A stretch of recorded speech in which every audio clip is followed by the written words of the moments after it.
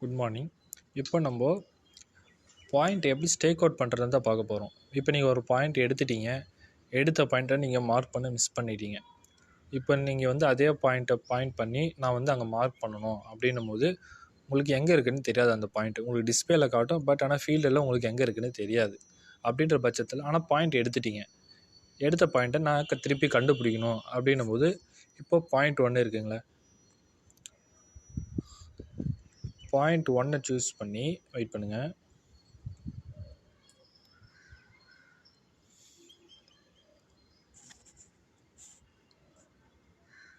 Point 1 அப்படி click பண்ணிவிட்டு கீழே உங்களுக்கு ஸ்டேக் அவுட் ஆப்ஷன் இருக்கும்.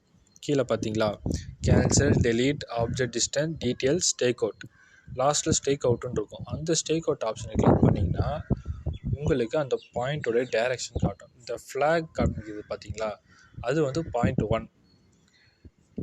இங்கே மேலே கிளிக் பண்ணிங்கன்னா மேலே உங்களுக்கு வந்து இந்த ரைட் சைட் மேலே இருக்குது பார்த்தீங்களா, இதை கிளிக் பண்ணிங்கன்னா உங்களுக்கு வந்து எவ்வளோ மீட்டரில் நீங்கள் இந்த எல்லோ கலர் சர்க்கிள் தான் நீங்கள் இருக்கிற ரிசீவருடைய பிளேஸ். இப்போ நீங்கள் அந்த ஃப்ளாகை நோக்கி போக போகிறீங்க. 1 மீட்டர் டிஸ்டன்ஸில் இருக்குது. இப்போ மூவ் ஆக ஒன்ஸ் கிட்ட வந்துச்சுன்னா உங்களுக்கு க்ரீன் கலர் காட்டும். இப்போ இதுதான் நீங்கள் பாயிண்ட் 1 எடுத்த இடம். உங்களுக்கு பீப் சவுண்ட் கேட்குதுல, ஸோ இதுதான்.